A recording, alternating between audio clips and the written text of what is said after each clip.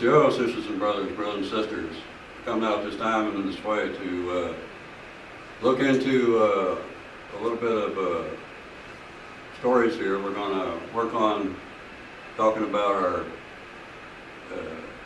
Indian religious traditions and correlating some of that to our Native American Christian context. So, give y'all a little bit more of a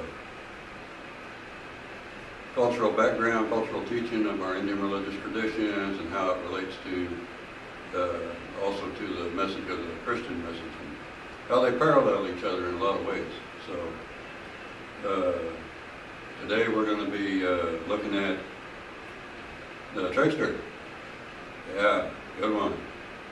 You know, there are many stories within the Bible, the Hebrew Bible and the New Testament, which reflect trickster medicine. But in order to really understand that, I guess you have to know a thing or two about what a trickster is. Now, in the Southwest, where I lived for a long time working with the Pueblo Indians, you know, out there, the trickster is coyote. And up in the Northwest, trickster, especially in the Alaska region, trickster is the raven. And so, and it goes like that around North America, but to the Cherokee people, trickster is the rabbit.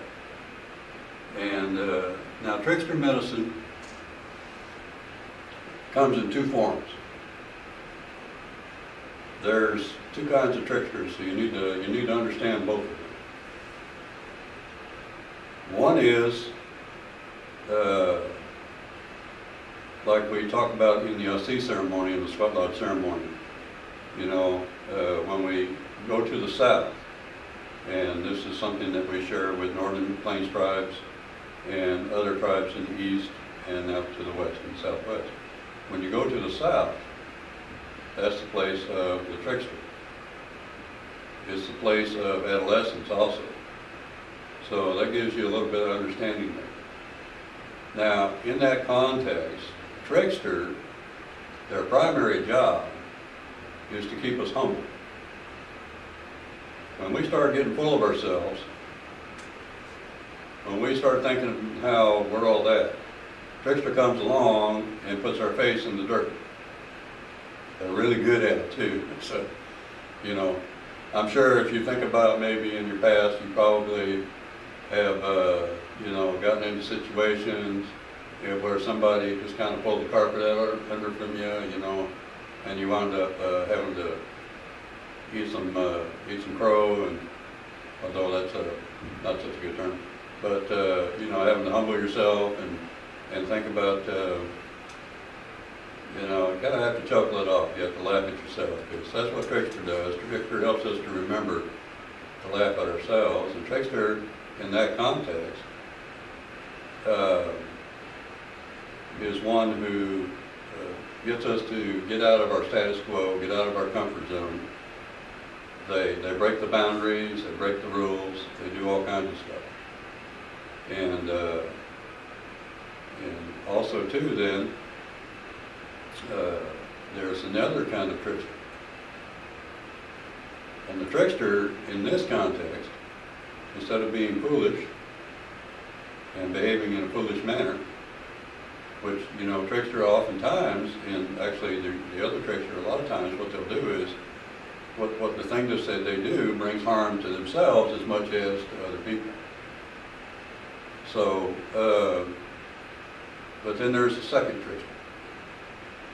And this trickster has been, like in the Lakota tradition in some ways, is correlated with the Heyoka.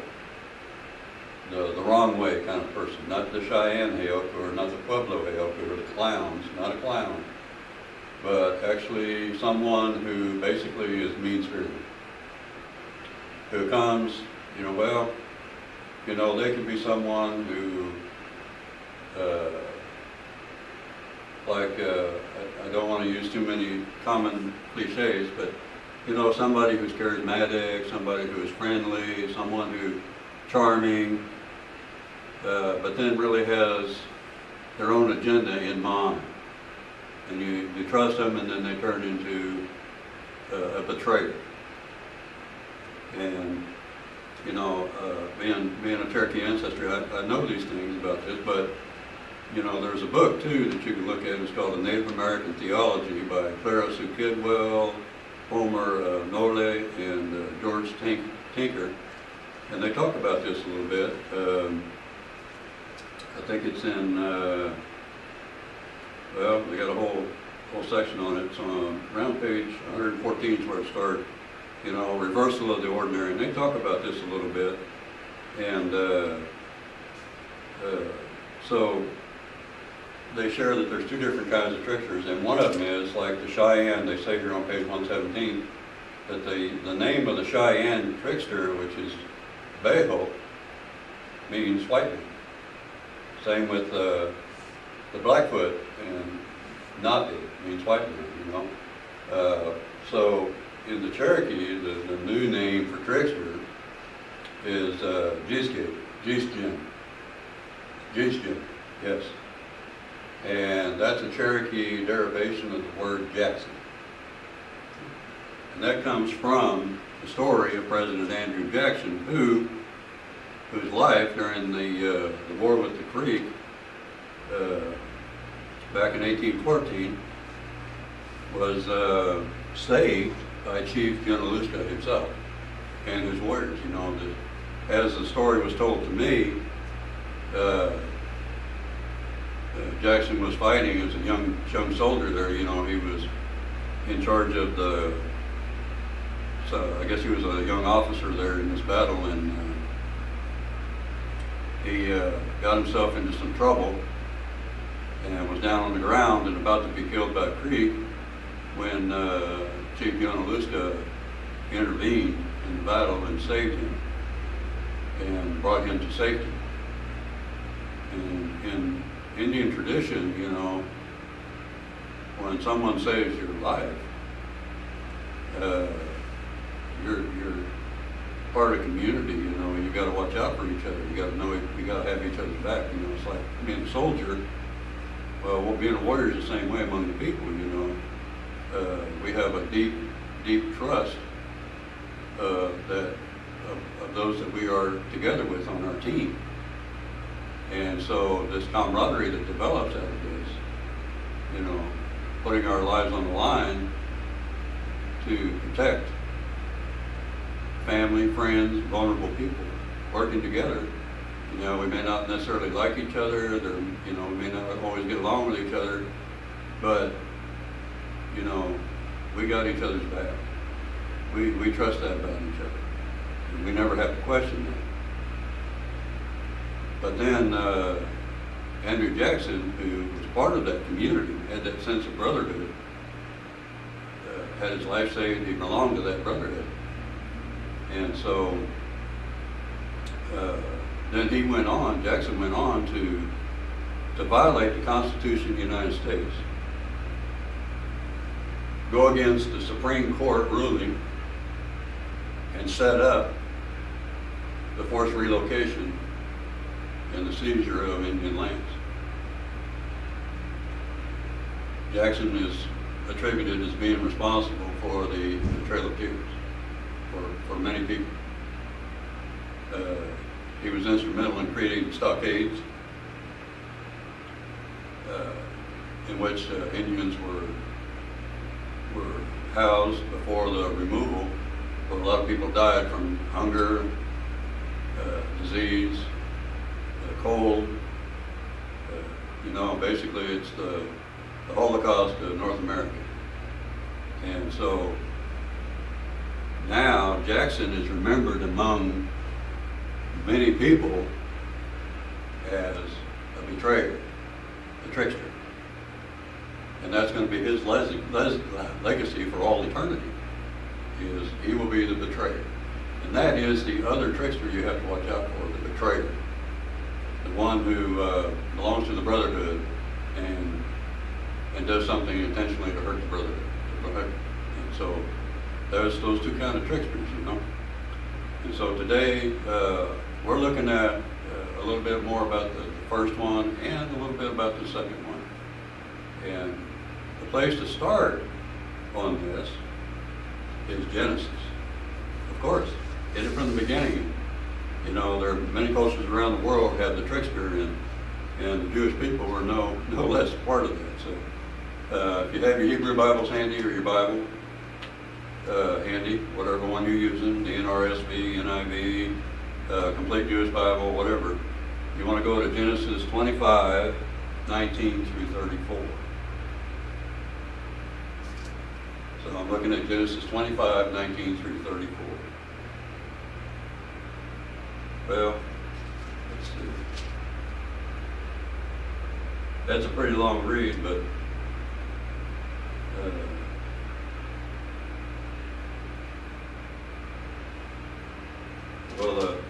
it tells a story. Abraham took another wife. Oh, wait a minute. We're going to 19. Sorry, started too early. Verse 19. These are the descendants of Isaac. Okay, so Isaac is son of Abraham. And Abraham was the father of Isaac, and Isaac was 40 years old when he married Rebekah, daughter of Bethuel, the Aramean of Padan Aram, sister of Laban, the Aramean. Isaac prayed to God for his wife because she was barren. And God granted his prayer, and his wife Rebekah conceived. The children struggled together within her, and she said, "If it is to be this way, why do I live?" So she went to inquire of God, and God said to her, "Two nations are in your womb, and two peoples born of you shall be divided. The one shall be stronger than the other. The elder shall serve the younger." When her time to give birth was at hand, there were twins in her womb. The first came out red, all his body like a hairy mantle, so they named him Esau. Afterward, his brother came out with his hand gripping Esau's heel, so he was named Jacob. Isaac was 60 years old when she bore them.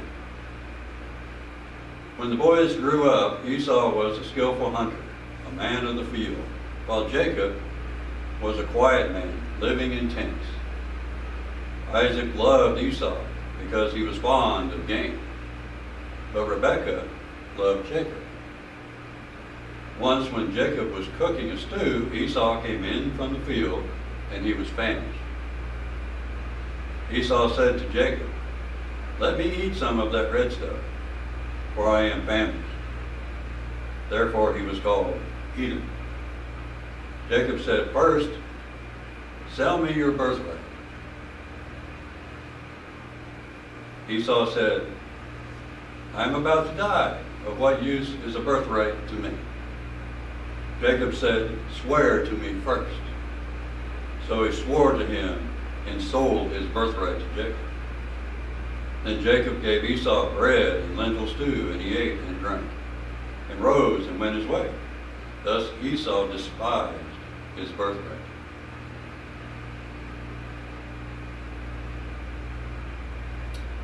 Now this story goes on and talks a lot about Esau, so we're going to jump over to Genesis 27.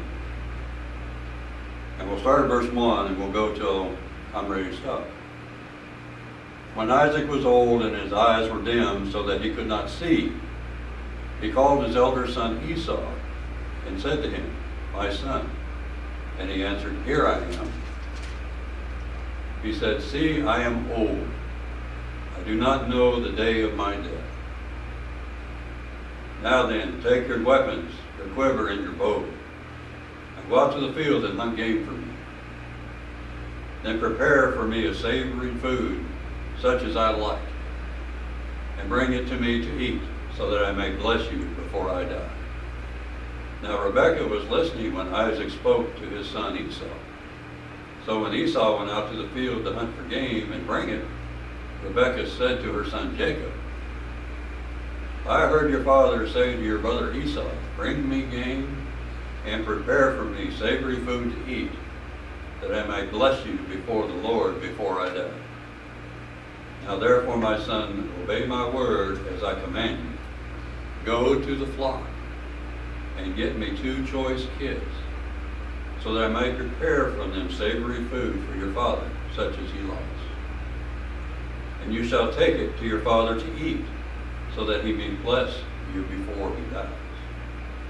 But Jacob said to his mother Rebekah, look, my brother Esau is a hairy man, and I am a man of smooth skin. Perhaps my father will feel me, and I shall seem to be mocking him, and bring a curse on myself and not bless him. His mother said to him, let your curse be on me, my son. Only obey my word and go, get them for me. So he went and got them and brought them to his mother. And his mother prepared savory food, such as his father loved. Then Rebekah took the best garments of her elder son Esau, which were with her in the house, and put them on her younger son Jacob. And she put on the skins of the kids of his hands, and on the smooth part of his neck. Then she handed the savory food and the bread that she had prepared to her son Jacob. So he went in to his father and said, my father. And he said, here I am.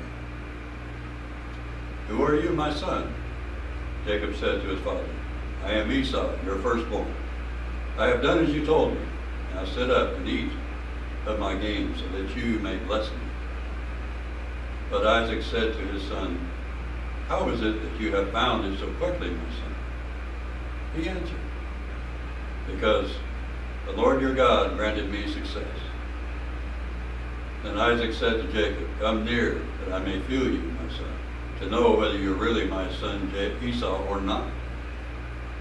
So Jacob went up to his father Isaac, who felt him and said, the voice is Jacob's voice, but the hands are the hands of Esau. He did not recognize him because his hands were hairy like his brother Esau's hands. So he blessed him. He said, are you really my son Esau? He answered, I am. Then he said, bring it to me, that I may eat of my son's game and bless him. So he brought it to him, and he ate, and he brought him wine, and he drank. And his father Isaac said to him, come near and kiss me, my son. So he came near and kissed him, and he smelled the smell of his garments, and blessed him, and said, and so, as the story goes, Jacob received Esau's blessing. Now, that's one story we're going to look at for Trickster, and the second story we're going to look at for Trickster is Luke 22. Now, Luke 22 gets a little long-winded too, so kind of like me a lot of times. So we're going to kind of abbreviate it a little bit.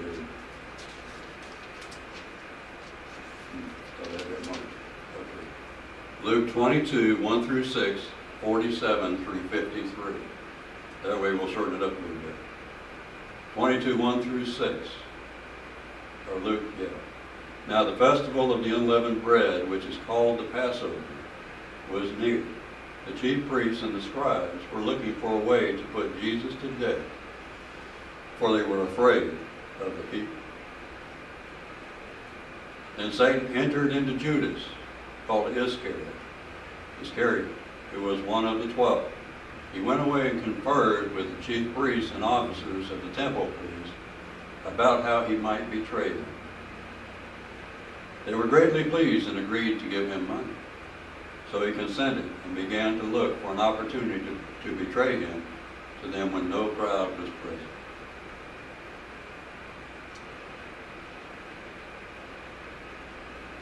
Okay, and then we're going to jump down to 47.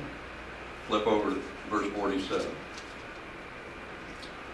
While he was still speaking, suddenly a crowd came, and the one called Judas, one of the 12, was leading them. He approached Jesus to kiss him. But Jesus said to him, Judas, is it with a kiss that you are betraying the Son of Man? When those who were around him saw what was coming, they asked, Lord, should we strike with the sword? Then one of them struck the slave of the high priest and cut off his right ear. But Jesus said, no more of this. And he touched his ear and healed him. And Jesus said to the chief priests, the officers, and the temple police, and the elders who had come from him, have you come out with swords and clubs as if I were a bandit? When I was with you day after day in the temple, you did not lay hands on me. But this is your hour and the power of darkness. Okay, so in the story of Jacob, we see he had a collaborator, and that was his mother. And in this sense, in this storyline, we see that, he used circumstances, he used situations to get what he wanted for his own personal gain. But, it's a little confusing in a sense because at the beginning of the story, the way Moses, or the author of this text, writes it, is that God knew what was going to happen before it happened. Of course, as they say, hindsight is an excellent teacher, right? So, I guess maybe he just prefaced that way so that everybody knew that this was okay by God. This was a bad deal, but Jacob is the father of the Israelites, and Esau is the father of the Arabs. And this is how far back it goes, and they both declared their lineage to be Abraham. So, from Abraham to Isaac, then we have the split on out to two different lines, to two separate lines. And so basically in the story, the way it's presented, it's made like this was God's plan, that this was going to happen this way. It was a setup. But still, we have the trickster. Jacob betrayed his brother. He betrayed his family. He went outside the box. He shook things up. He broke the status quo in order to receive a blessing through his father, his dad's innermost blessing, and therefore become the leader of the people. And that's what happened. And so, in that sense, what we're looking at is, trickster can often be a troublemaker. And that's the way they describe it in that book I was telling you about, is trickster is a troublemaker. And so, but even though we do encounter these things, as believers, as Native American Christians, we also have a choice to make.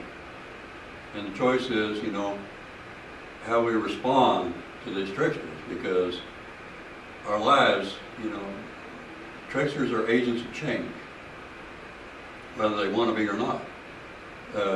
They bring about unexpected changes. And so we have to listen to Spirit within us to guide us in how to move in the direction of that change, to have discernment about, how is God going to make something good come from this. And we trust that God will make something good come from it if we are willing to have that faith. And so we are able to make something good come from that, but Trickster does this and helps us to think outside the box. And in a lot of ways that can be beneficial because we get into our comfort zones, we get into status quo, our imagination, our creativity, our willingness to be flexible stagnates. And so, especially if we start getting prideful, we get arrogant, and suddenly, Trickster comes along and we find ourselves, down in face in the dirt. So you got to shake it off, laugh yourself off for being foolish that way, and try to learn from that. How not to get yourself into that situation again, and to make something good come from it. Find a way to do that, and call upon Spirit to guide you in that way. And the other side of it too is, as we talk about the other trickster, we see that parallel in the New Testament where we have Judas the betrayer. Now, this is the other kind of trickster, and this is the one that we encounter most in the two-legged form, not so much the animal form. But in the two-legged form, here in North America, we see a lot of this. And it's, you know, people coming in with their own expectations. And, you know, Judas, when looking at Esau, Judas had an agenda. His agenda was the freedom of his people from Roman rule.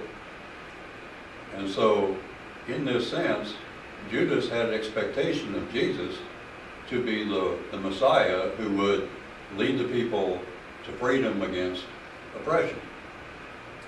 But Jesus was the kind of Messiah who was breaking the expectations, breaking the boundaries of what the Messiah was supposed to be. And so Judas came to a place where he decided that, you know, Esau was not who he thought he was going to be, but instead he was going off in a different direction than what Judas wanted.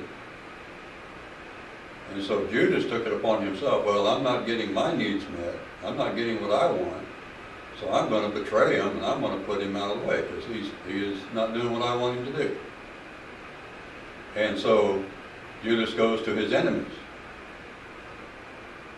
and sides with them and comes back and puts an end to the life of Esau, or so he thought.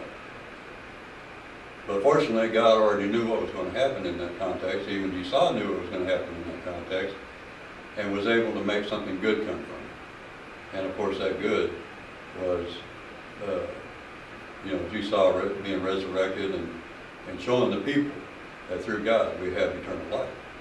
And so, it's a reminder of God's presence in this world, that God cares about each and every one of us. And through God, through trusting in our Creator, we have everlasting life. And so that is a very, very powerful and important lesson here, you know, that we have to be discerning of people who we welcome into community, of what are their expectations, what are their, what's their agenda. And are they doing what's best for everyone, or are they doing what's best for themselves? So you have to be careful, you know, you have to think about these things. But then again, we trust the Creator to make something good from them. And so that's the nature of the trickster within, in a nutshell, that's the nature of the trickster within our Indian religious tradition. And if you want to know more about what tricksters are, because there are many different stories in many different ways, you know, like, it would take me all day to go through this, but you know, get some books, get on there online, get some articles, and increase your understanding of what the medicine of trickster is. Read your Bible. There are many, many more stories of tricksters in the Bible. So get in there and do some more research, and we'll pick up with another animal next week. Walking beauty. Whatever.